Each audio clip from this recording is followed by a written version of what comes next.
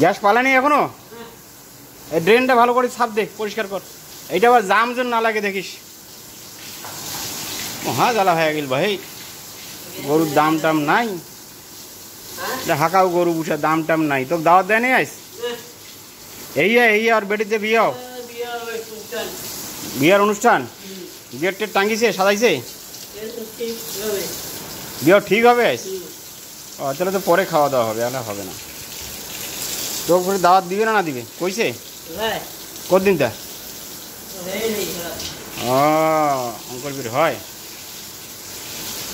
হোক, দাওয়াতটা খাইস কুদাক। আসসালামু আলাইকুম সুপ্রিয় দর্শক, দীর্ঘদিন পর আজকে আপনাদেরকে আবারও আমাদের খামারে নিয়ে এসেছে নতুন একটা পর্বে কিছু আলোচনা করার লক্ষ্যে। আপনারা অনেকে জানেন দেশের বর্তমান পরিস্থিতির উপর ভিত্তি করে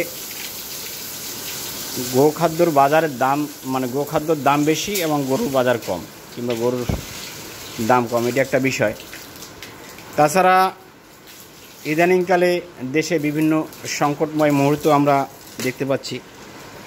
স্পেশালি বিভিন্ন জায়গায় মার্ডার, অনাকাঙ্ক্ষিত মৃত্যু, হত্যা, এই ধরনের কিছু ঘটনা ঘটতেছে এবং অনেকে তাদের অধিকার আদায়ের লক্ষ্যে, মানে একটা অধিকার প্রতিষ্ঠার লক্ষ্যে অধিকারী বছর হিসাবে প্রতিষ্ঠিত হচ্ছে কিংবা নাম হচ্ছে। এর জন্য আসলে মন মানসিকতা খুব একটা ভালো নাই, যে দেশে সংকটকাল অতিক্রম করতে বুঝি আরও বেশ কিছুদিন সময় লেগে যেতে পারে।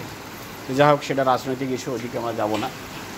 আমরা শুধু এতটুকুই বলবো যে গরুর দামের চেয়ে গরুর খাবারের দাম বেশি। মূলত এই সিন্ডিকেটটা ভাঙতে একটু সময় লাগবে, কিংবা কাজ করতে যাওয়া বা একটু সময়ের ব্যাপার।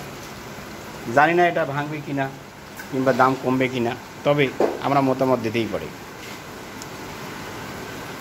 আমরা আজকে আপনাদের সামনে যে বিষয়টা নিয়ে আলোচনা করতে চাই, মূলত সাইলেজ, ঘাস এবং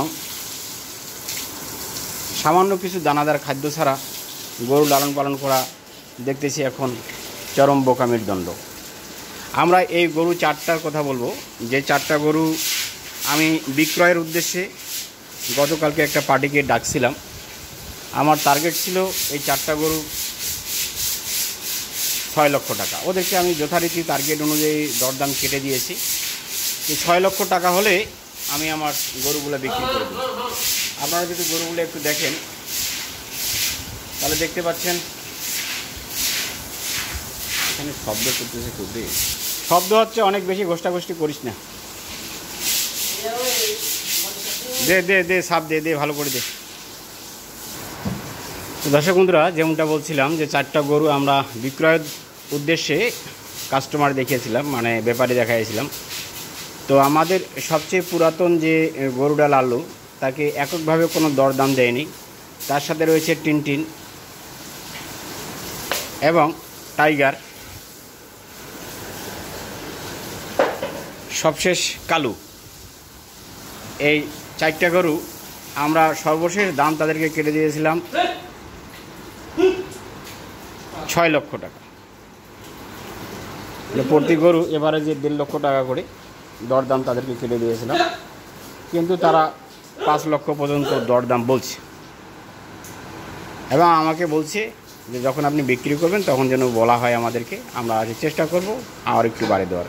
আমি সর্বনিম্ন তাদেরকে বলছি যে 6 লক্ষ টাকা হলে আমি গরুগুলো দিয়ে দেব। দেখুন দর্শক বন্ধুরা, এখানে কিছু কথা রয়ে গেছে।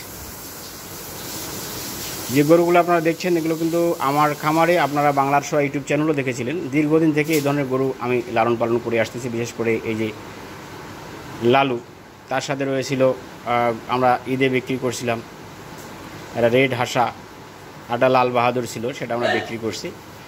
ঠিক সেই সময়ের গরু কিন্তু এই লালু।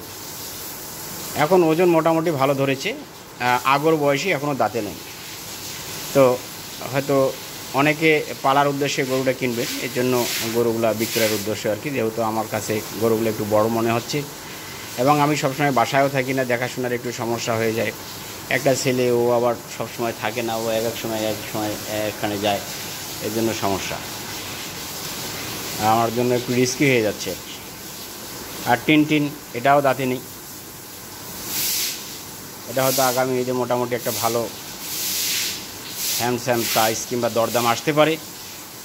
আমরা এটাও বিক্রয়ের উদ্দেশ্যে টার্গেট নিয়েছি যে দেখা যাক যদি 6 লক্ষ হইতো, কিন্তু বিধিবাম আশার গুড়ে বালি 6 লক্ষ না হয়ে দরদাম দিয়েছে মাত্র 5 লক্ষ টাকা।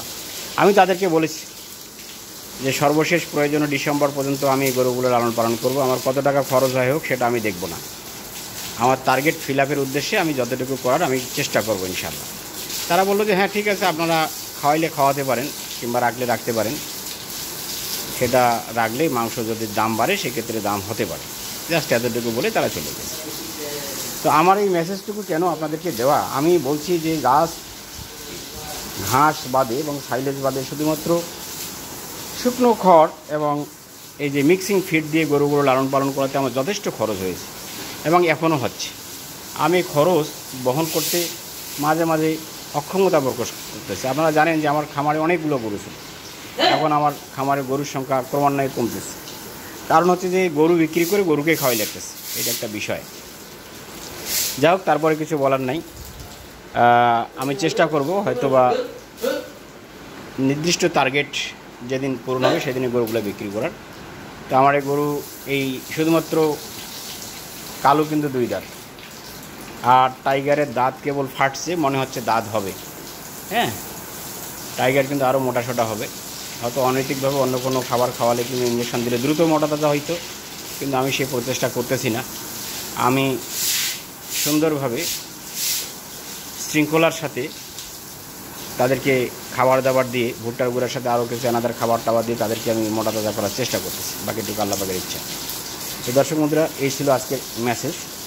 আর পাশাপাশি আমি এই 2টা গরু আছে, এই গরু 2টাও আমি বিক্রি করব, টার্গেট রয়েছে বিক্রয়ের, হয়তো আর অল্প কয়েকদিনের মধ্যে এই গরুগুলো বিক্রি করব। আপনারা জানেন এই গরু 2টা আমার কেনা আছে মোটামুটি, একটা বেশি দামে কম দামে হলেও আর একটা বেশি দামে। এই গরুটা কেনা আছে 62,000। ইনশাআল্লাহ মাস খানেকের মধ্যে মোটামুটি ভালো একটা দাম পেতে পারে এই গরুটা, আর গ্রোথ রেট মোটামুটি ভালো। আমি ঈদের ঠিক আগের দিন কিংবা আগের হাটে কিনেছিলাম এই গরুটা, ঈদের আগের হাটে নীলফামারী হাটে কিনেছিলাম। আর এই গরুটা তো 75,000 টাকা দিয়ে কিনেছিলাম, 74,000 টাকা পাটিকে দিয়েছে, আর 1,000 টাকা রসিদ, আনা নেওয়া এনাদার তো আরও কিছু খরচ রয়েছে। এই গরুটারও মোটামুটি ইনশাআল্লাহ আজ রেজাল্ট ভালো হয়েছে, আশানুরূপ ভালো ফলাফল পেতে পারি, দেখা যাক, আল্লাহ ভরসা। কিন্তু দীর্ঘদিন লালন পালন না করে শর্ট টাইম কিংবা শর্ট ডিউরেশনে যদি গরু লালন পালন করে বিক্রি করা যায় তাহলে মনে একটু লাভবান হওয়ার সম্ভবপর হতে পারে, আদারওয়াইজ নয়। যেমন এই গরুগুলো বিক্রি করেছি, এর জোড়া আরেকটা বিক্রি করেছি, আপনারা জানেন এটা সহ। এখন আমার কাছ থেকে পার্টি নিয়ে যায়নি, যদিও বায়না করেছে। 1,62,000 টাকা দিয়ে 2টা গরু আমি বিক্রি করেছি। তার মধ্যে ওটা তো নিয়ে জবাই করছে গত শুক্রবার, এটা আজকে রোববার, হয়তো বা আগামী শুক্রবারের মধ্যে এটাও নিয়ে জবাই করবে আর কি। তো যাক দর্শক বন্ধুরা, এই ছিল আজকের মেসেজ, আপনাদেরকে জাস্ট জানিয়ে দেওয়ার চেষ্টা করলাম যে বর্তমান প্রেক্ষাপট এবং গরু লালন পালনের ক্ষেত্রে ঝুঁকি, দরদাম, বিভিন্ন বিষয়ে আলোচনা হলে আপনাদের সকলের সুস্বাস্থ্য, মঙ্গল এবং সুদীর্ঘ জীবন কামনা করে আজকে এই প্রোগ্রামটি এখানে শেষ করব। ভালো থাকবেন সকলেই, সুস্থ থাকবেন। আসসালামু আলাইকুম, আল্লাহ হাফিজ।